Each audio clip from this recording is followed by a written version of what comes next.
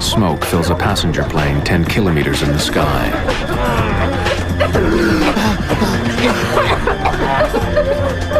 We're on Mayday. We're going down. Electrical systems fail as the smoke gets worse. We're going to need an emergency landing. Put your head on your lap. We're going to need fire trucks. They're standing by for you. What seemed like a small problem at first has become a life or death struggle for everyone on board Air Canada 797.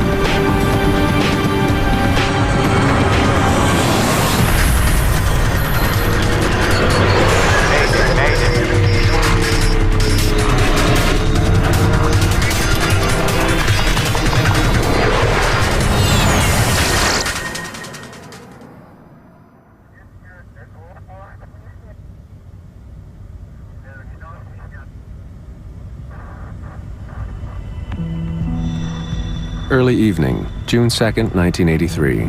Supper time aboard Air Canada Flight 797. Captain Donald Cameron has been working for Air Canada for 17 years and has flown almost 5,000 hours on a DC-9. But it doesn't mean he gets to eat first. How's your seafood? Nice? Before he can dig in, his first officer, Claude Ouimet, will have to finish. Good.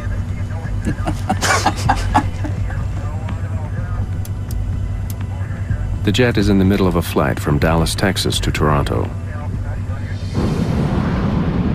The heavy cloud cover below hides some light showers, but at their cruising altitude of 11,000 meters, the view is clear and bright.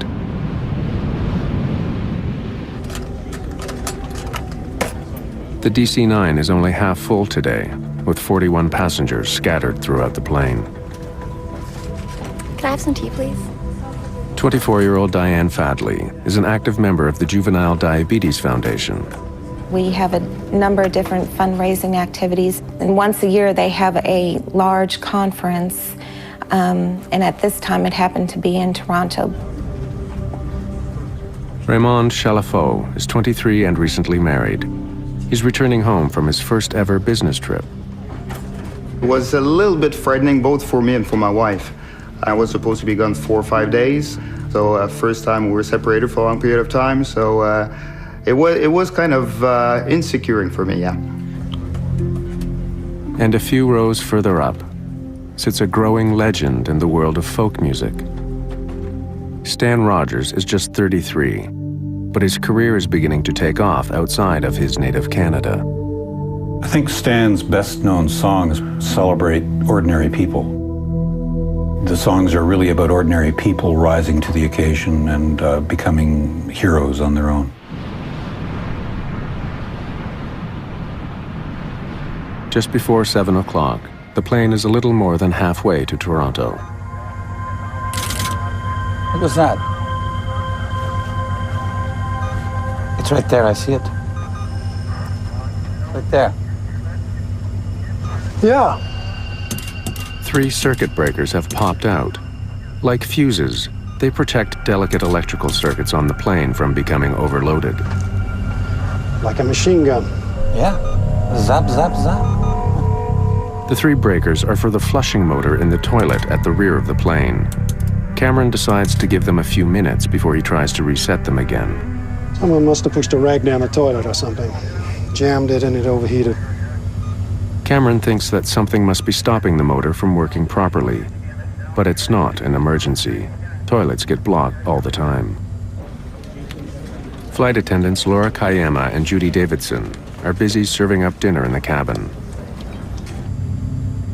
In the cockpit, it's Captain Cameron's turn to eat, but first he wants to reset the 3 circuit breakers. Without them, the toilet won't work. The rest of the flight could get uncomfortable for the passengers. Pop says I push it. He's given it more than 8 minutes, but whatever is wrong with the washroom isn't fixing itself. At the back of the plane, one of the passengers complains about a disturbing odor. Yeah, that is a strange smell. Let me take a look. Connie Kirsch is a Texan headed for a business meeting in Toronto. I had smelled a peculiar smell where I was sitting. And it struck me as odd. Actually, it was a wiry smell. It wasn't a smoke smell. A wisp of smoke is leaking out of the washroom. The smoke and the acrid smell of burning plastic takes Davidson by surprise. This is much more than just a clogged toilet. Other passengers are beginning to notice the smoke and the suffocating smell. Sergio, there's a problem in the washroom. Judy says there's a fire. Okay, I'll be right there. Chief Flight Attendant Sergio Benetti is in charge of the flight crew. As a precaution, we're moving everyone to 3 rows up. The smoke is noxious and overpowering. Benetti can't see any flames, but he sprays the fire extinguisher all over the tiny washroom, trying to coat every surface. As soon as I saw that fire extinguisher, something went through my mind. There is definitely something wrong. The guy seemed to have the thing under control, so he's gonna do his job and things will be business as usual. It's 2 minutes past 7, just 11 minutes since the circuit breakers first popped out. Laura Kayama brings Captain Cameron the disturbing news. Excuse me, Captain. There's a fire in the washroom in the back. They just went back to go put it out. You want me to go back? Yeah, go. A fire on board an aircraft is one of the worst situations any crew can face. The plane is some 10 kilometers high. What starts as a spark can turn deadly in a few short minutes. But at the moment, Cameron doesn't know how bad the situation is. You got to remember, in 1983, people were allowed to smoke in the aircraft. And there had been a number of incidents of this sort of in the industry. So it really didn't alarm me that much. Ouimet finds the situation is worse than he expected. I didn't see any flames when I opened the door before, but I sprayed it really good with the fire extinguisher. You think it was a cigarette in the garbage? No, not really. Okay.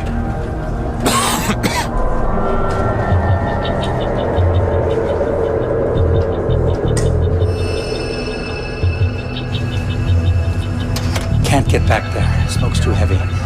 I think we'd better go down. But flight attendant Sergio Benetti has a very different assessment of the situation. You don't have to worry. I think the smoke's easing up. It's a confusing moment for Captain Cameron. Some components do fail from time to time that are not severe or serious enough to cause an emergency descent. That's a pretty serious thing. When Ouimet and Benetti were at the back of the plane, the smoke seemed quite thick, but now it appears to be subsiding. Okay, it's starting to clear now. But I'll go back and check if that's okay. Yeah, that's okay. Take these goggles. I'll leave my mask on. Go back wherever you can, but don't get yourself incapacitated. No problem. No problem. If it's just a broken toilet motor, Cameron can still make it to Toronto. But if it's more serious, he'll have to land the plane immediately before the small inconvenience becomes a deadly problem.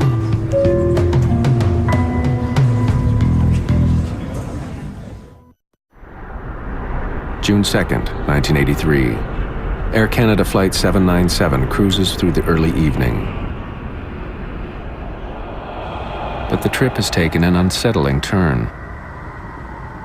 Wisps of smoke are gathering at the back of the DC-9. An acrid smell is spreading through the cabin. The crew is growing concerned. They've already moved passengers toward the front of the jet, as far as possible from the creeping smoke. Captain Donald Cameron is waiting for an update from the back of the plane when suddenly he's got a new problem. The master warning light is on. Electrical systems throughout the plane, including some in the cockpit, begin to fail. The airplane basically lost all its sophisticated navigation and attitude information. So I was left very suddenly with, I think, 3 engine instruments per engine, and 4 flight instruments, which were very primitive. They were what you might have flown a World War II bomber with. Cameron calls the nearest ground control. Memphis Center, this is Air Canada 797. Air Canada 797, Indianapolis Center. Go ahead. Yeah, we've got an electrical problem here. We may be off communication shortly. Stand by. Co-pilot Claude Ouimet is at the back of the plane. The washroom door handle has become hot to the touch. He doesn't even risk opening it. Faced with a potential fire on board, the crew have no choice but to land their plane as soon as possible. I don't like what's happening. I think we'd better go down. We're going to be making an emergency descent. Brief the cabin crew. Yes, sir. But as soon as they make the decision, another warning light goes on. They've just lost most of their emergency power. Mayday, mayday, mayday. A small problem has snowballed into an all-out emergency. Mayday, mayday, mayday. This is Louisville Control, over. Air Canada 797, we have a fire on board. We are going down. Can you possibly make Cincinnati? Roger that. Cincinnati is 46 kilometers away. They can just make it. Captain Cameron begins an initial descent to 1,500 meters. The crew has switched to emergency battery power, but many of the plane's instruments aren't functioning. It's not only instruments. Cameron finds that a critical piece of his plane isn't working properly. Without power, the stabilizer on the tail of the DC-9 is frozen, set for cruising. Cameron can only descend by taking control of part of it. But like losing power steering, without his electrical systems, he has to do it manually. It's like pushing against 20 kilograms of pressure. The airplane became very heavy, and I took my total concentration to fly the airplane. An acrid, bitter smoke is creeping forward from the back of the plane and seeping in from the seams in the ceiling. It hangs like a cloud over the passengers' heads. Incredibly harsh smoke that was really irritating your throat. You had to take really, really small breaths, otherwise you would choke. I could see it rise. It was traveling along those luggage racks, you know, coming forward. The smell of burning plastic fills the air. Dropping oxygen masks would make the situation worse. I could have deployed the oxygen mask for the passengers, but it's forbidden. You're only allowed to use the oxygen mask in the case of a massive decompression or loss of cabin pressure, not for fire. Pumping oxygen into a fire might actually fuel the flames. I was crying and scared. I wasn't hysterical. The gentleman sitting next to me explained to me that if I would not cry and if I could, you know, conserve my, not breathe so fast, that it would conserve the oxygen, would help us, and not to worry, that the flight attendants, they really know how to handle these sort of situations. In 1983, it is not standard procedure to tell passengers how to open the emergency doors. But in this case, the 2 flight attendants are taking no chances. As smoke begins entering the cockpit, the captain's situation is becoming critical. For the first time, Ouimet talks to the Cincinnati airport. Approach, Air Canada 797. We're on Mayday. We're going down. Air Canada 797, Cincinnati approach. Plan runway 36 ILS. And the equipment has been alerted. Do you have time to give me the nature of the emergency? We have a fire in the washroom. We're filling up with smoke right now. Gregory Karam is the approach tower controller. He's the lifeline for the struggling jet.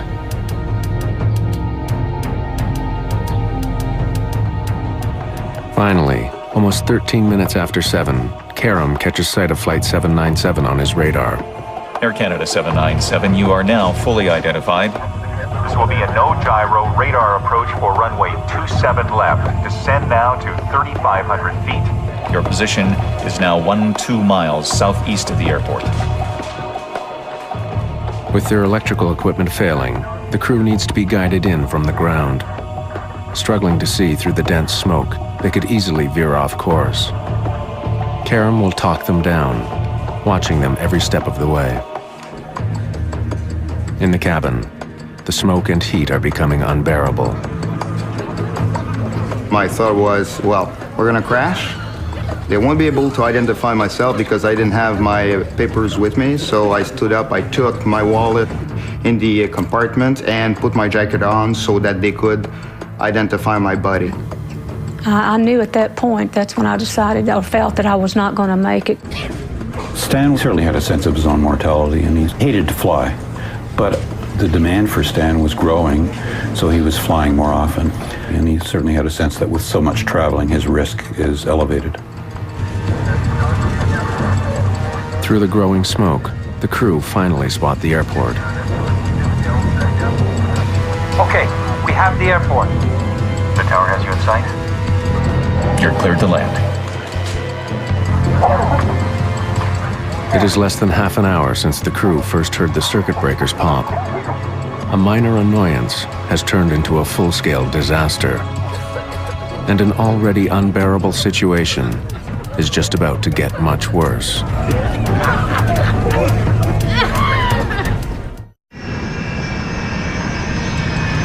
From the outside, Air Canada Flight 797 seems like any other. But on the inside, 46 people are fighting for their lives. For the last several minutes, thick, toxic smoke has been filling the plane.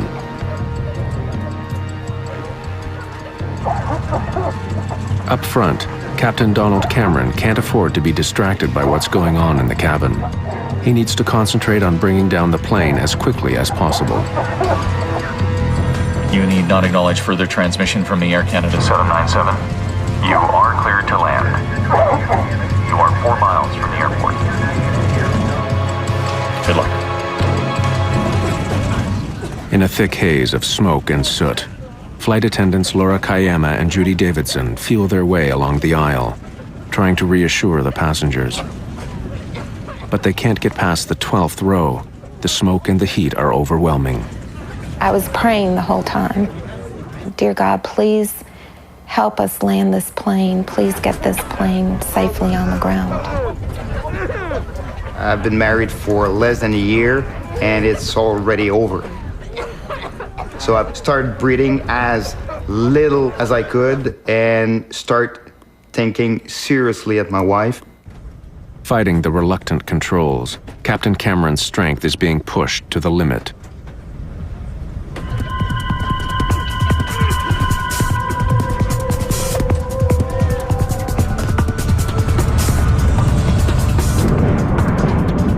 Squinting through the smoke, the crew of Flight 797 land hard. At 20 minutes after 7, the Air Canada plane is on the ground. It's less than 40 minutes since the first sign of any trouble on board the jet. When we touch the ground, I assume that we're safe now. Now let's get out of this airplane. But the smoke isn't letting up. Passengers are trying desperately to escape. I got up out of my seat, and I remember putting my hands up on someone's back, and it was like waiting in a line. And I knew that was one line I didn't want to wait very long. So I turned around and went the other direction, not knowing I was actually heading towards the front of the plane.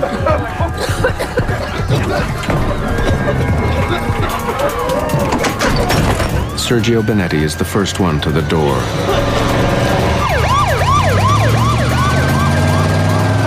He helps gasping passengers out.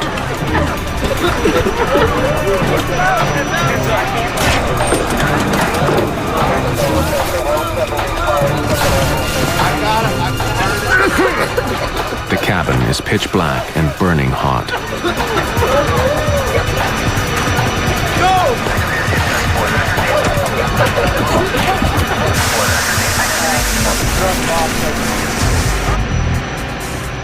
In the cockpit, the crew quickly shut the plane down.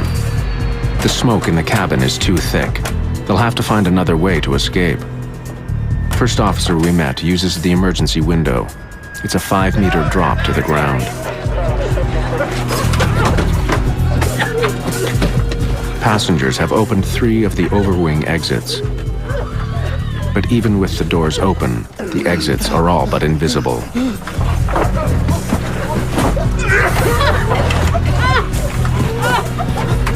I saw a light, and it was the door that had opened. Someone had opened the door. I realized what it was. I ran to the door and held my help. I just put my face out so I could breathe.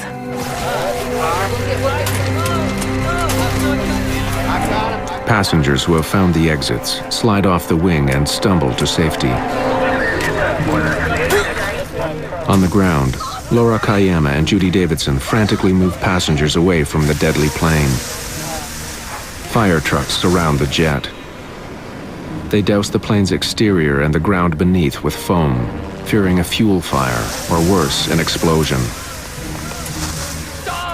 Through the cockpit window, we can see Captain Cameron sitting in his seat looking dazed and slumped towards the wheel. First thing that got my attention was to see Don's face in the window and realize that he was not completely conscious. I couldn't get out of my seat. I'd start and I'd get my arse up in the air or like that, and I'd be pushed back by I have no idea, it was an invisible force, but it was probably smoke and fire. Desperately trying to save the captain's life, we tells firefighters to cover him with foam. It was this soapy, ice-cold mixture that drenched me. It works. Cameron stirs. Barely conscious, he climbs out through the cockpit window.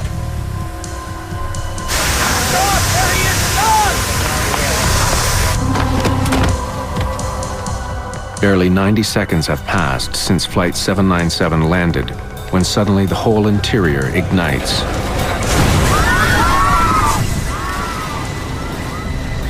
The flames roll through the cabin like a train. Captain Donald Cameron is the last person to escape. We knew there were people in the airplane, unfortunately, at that point. That was finished. The cabin fire breaks through the top of the fuselage. Black smoke can be seen for kilometers. Flight attendant Laura Kayama begins to count. I will remember these words forever. She told us to line up so that she could count the survivors. If there were survivors, obviously they were dead.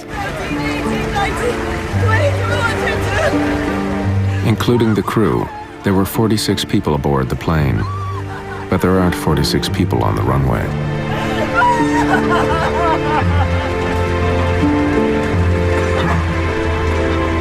I really thought that if the pilot could land the plane, we would all get off.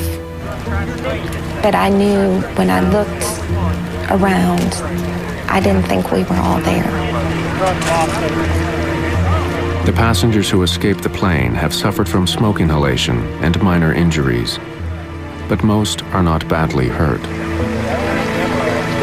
It was almost like if you got off the plane, nothing was wrong. I mean, there was maybe a sprained ankle, maybe someone had a broken arm or something. You made it and you were completely fine, or you didn't make it. The young man next to me that helped me with my breathing techniques didn't survive. That was a real tough blow, because I know, for one, I believe he played a big part in my survival. I guess it was around midnight. I decided to call Air Canada. I said, I'm trying to find out if a friend of mine was on this flight in Cincinnati. And she said, are you a member of the family? I said, no, I'm just a close friend. And she said, do you know if his wife is alone? And I said, well, yes. And she said, well, she may need somebody with her.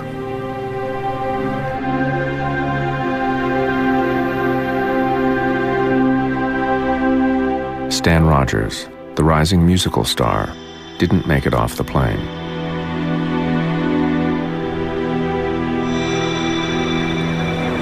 Cincinnati ground. This is captain of the Air Canada flight that's on fire here.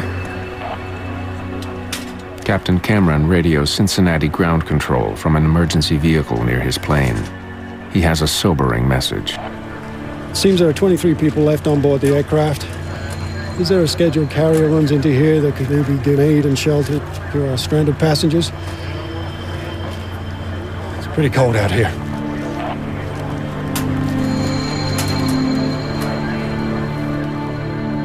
What began with a simple electrical problem has taken the lives of 23 people.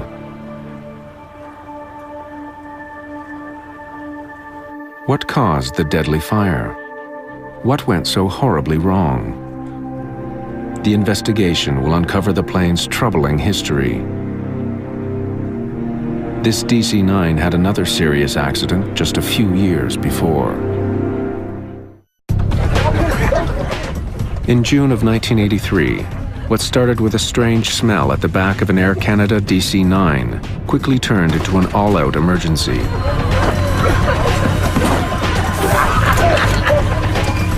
For 15 minutes, passengers and crew struggled to deal with thick, toxic smoke as it rolled through the plane.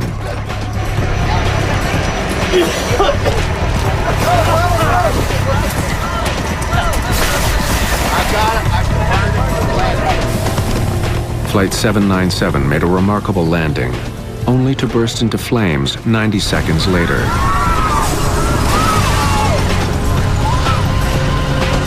"23 people didn't escape the plane.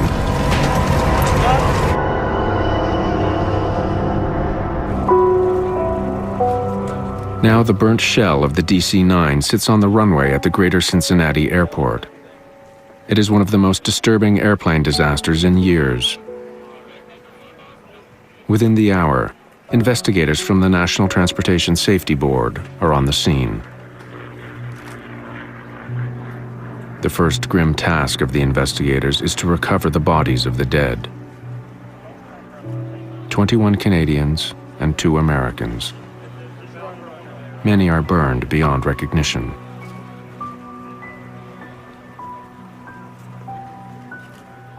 Almost all of the victims are found in the front half of the plane between the wings and the cockpit. Some are still strapped into their seats. Others are in the aisle. And even though all the passengers had been moved up earlier in the flight, 2 bodies are found near the rear, beyond the wings. Investigators take blood samples from the bodies. They find deadly levels of certain chemicals that were produced as the plane burned. When we did toxicological studies, we were able to determine that there were some significant high levels of cyanide and fluoride in the blood, as well as carbon monoxide. It's not known if the fumes killed the passengers. All that's certain is that they were unable to escape before the flames tore through.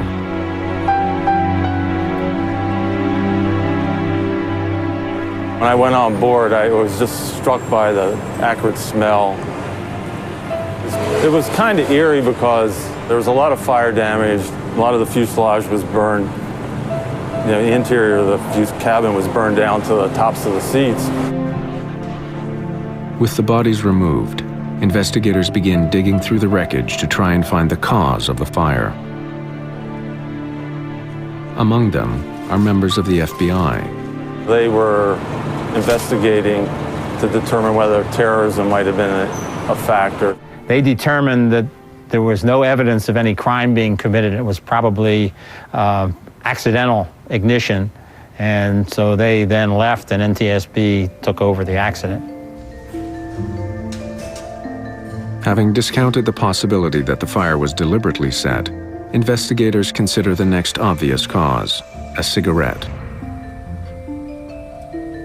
When smoking on planes was still allowed, the most common source of fires in a washroom was the trash container.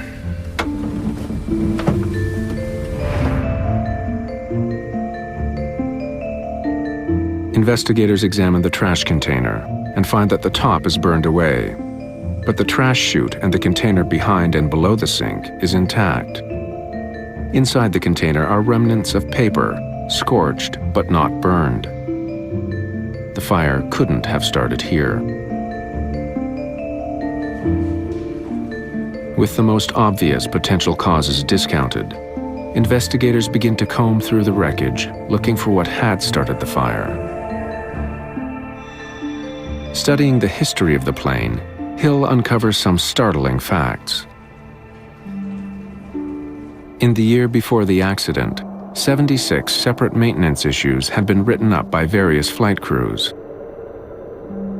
Workers had dealt with them all quickly, but still, it's an unusually high number of problems. The plane's troubled history doesn't end there. 4 years earlier, the entire tail cone of the plane had blown off. The crew had to make an emergency landing.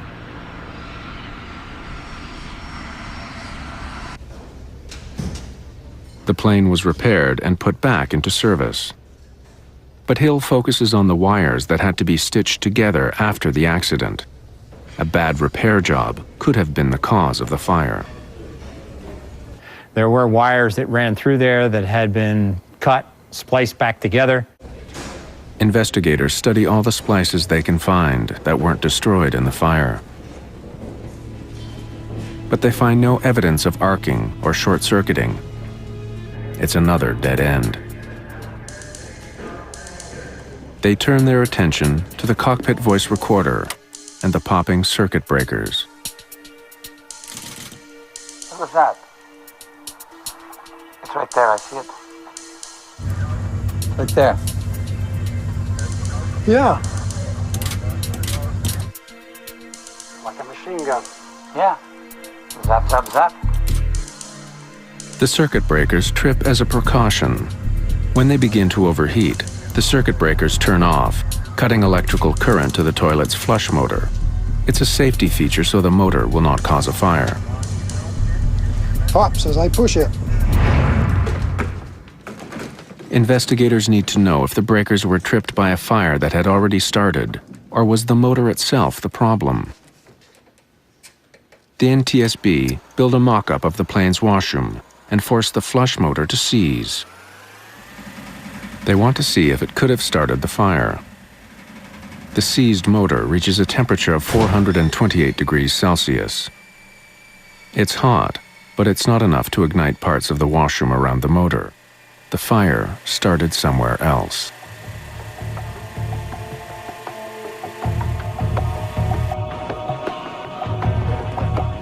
In spite of countless hours of investigation and numerous tests, in the end, the NTSB cannot pinpoint the exact cause of the fire. There is simply not enough evidence.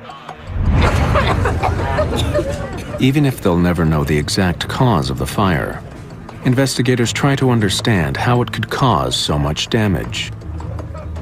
There had been heat and smoke, but no one had seen any flames until an explosion ripped through the jet. When you have a fire that has incomplete combustion, when it has a lack of oxygen, they will produce combustible gases. Those gases then can collect, especially in the crown of an aircraft. The fire had burned out of sight behind the washroom walls, and the smoke, hot gases and fumes intensified and spread inside the wall space from the washroom through to the cabin walls.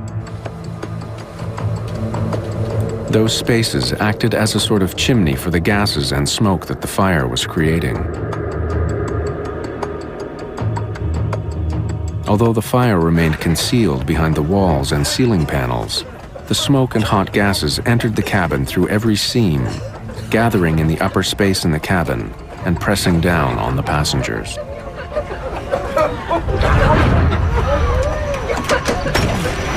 When the doors were opened during the evacuation, an unlimited supply of oxygen was suddenly available to feed the fire. The more intense the heat, the more oxygen-hungry a fire becomes. The gases ignited with the force of an explosion. Once you have a flashover, you produce heat toxic gases and you burn up all the oxygen in the cabin and it becomes non-survivable. The technical part of the investigation wraps up. But there are still a lot of questions about how the crew responded to the fire. The first thought is it's starting to clear now, and at that point I reckoned that the fire was under control. Could they have done more to prevent the tragedy on board Flight 797?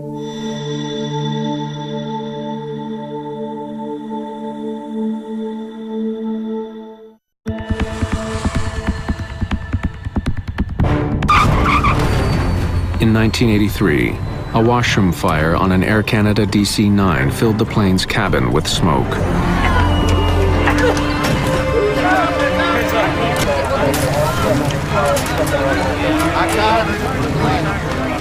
The crew struggled to land the plane, but a flash fire ripped through the jet moments after it touched down.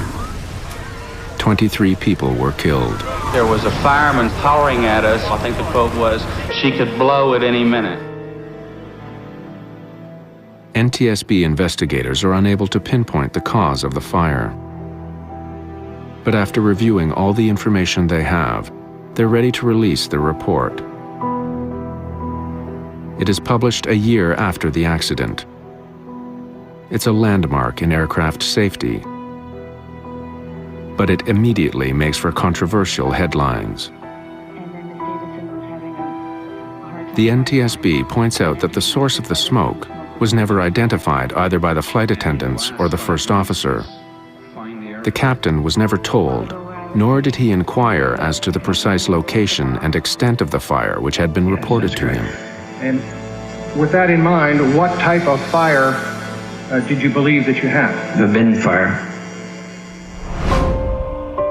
The report and the media attention it gets are devastating to Captain Cameron and his crew. Soon after the report is released, there is an outcry among pilots in the industry. They resent its implied criticism of Flight 797's crew and the suggestion that they could have begun their descent 5 minutes sooner. Several months later, the Airline Pilots Association submits a petition that defends Cameron and the crew. It makes an impact. The NTSB released a revised report, including the petition by the Airline Pilots Association. In the petition, First Officer We Met writes an impassioned defense of landing the plane where and when they did. The issue wasn't only the distance to the nearest airport, but the required rate of descent. As it was, the plane barely made the descent to the greater Cincinnati airport.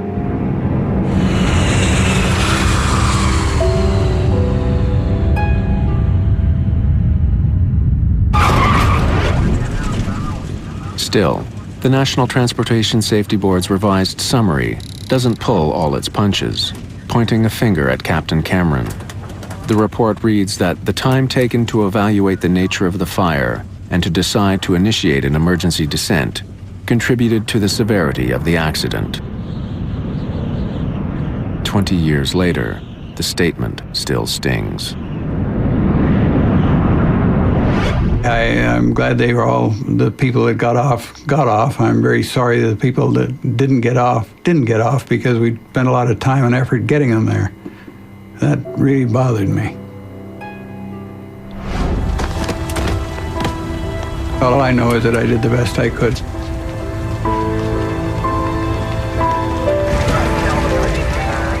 Along with the comments on the performance of the crew, the NTSB recommends a host of safety improvements. Perhaps if the flight had been full, someone would have noticed the smell of the smoke sooner. But what the washroom of Flight 797 could have used was a smoke detector. They weren't standard throughout the industry, but after Flight 797, attitudes and laws changed. Even though flight attendants did receive some training in dealing with fires aboard a plane, it didn't go far enough. But what was more obvious, the flight attendants weren't properly equipped to attack fires. Without full face masks and oxygen, they couldn't be expected to fight fire while holding their breath. In the years after Flight 797, attendants received better equipment and training. The cabin crew had also made split-second decisions that helped save lives. Moving passengers further up the plane and handing out wet towels minimized the effects of the toxic smoke. Their decision to tell passengers to open the emergency exits over the wings was not standard procedure, but it let some passengers escape more quickly and was eventually adopted as a routine practice. Much more than crew training changed after the flight of 797. The very design of airplanes changed too. And in the days after the disaster, a precious keepsake was returned to one of the survivors.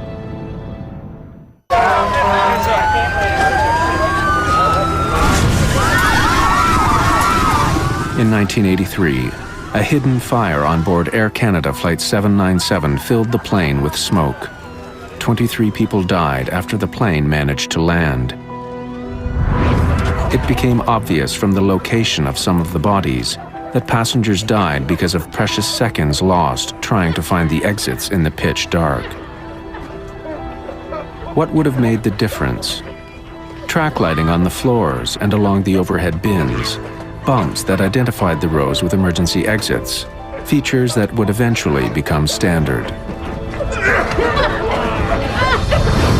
As a direct result of 797, a number of rules were changed, including a more stringent test for seats, a heat release and smoke requirement for cabin interior panels, requirement for smoke detectors in lavatories, and halon fire extinguishers in the cabin. Emergency landing. Put your head on your back. But the changes were too late for those who died on Flight 797, like the man sitting beside Connie Kirsch. Months after the crash, his wife tracked Connie down. She said, I just understand my husband was the one that was next to you, and I just wanted to know how was he? What was his spirits? And I said, he was in great spirits. He's very nice. He let me sit next to him and explained to me how to breathe.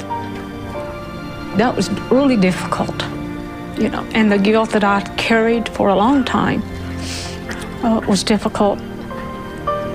But I'm past the guilt. But I guess when you go back to it and you think about it like this in detail, you're right back there.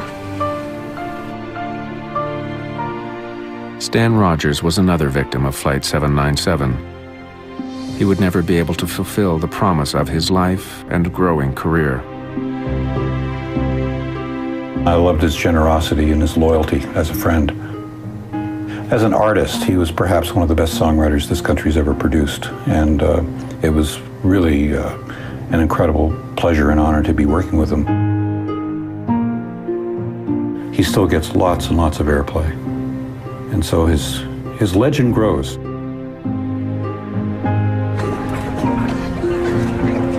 Sometime after the accident, 2 Air Canada employees show up at Diane Fadley's door in Dallas. They brought my Bible.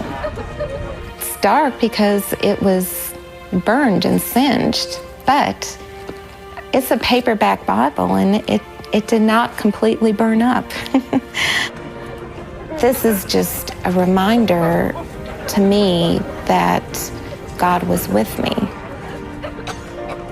And I believe He protected me. And, you know, He was there with me.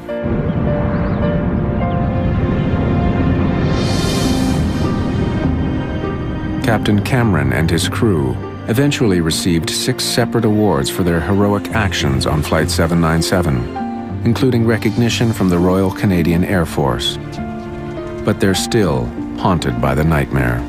You feel responsible, there's no question. You feel guilt, you're willing to give your license.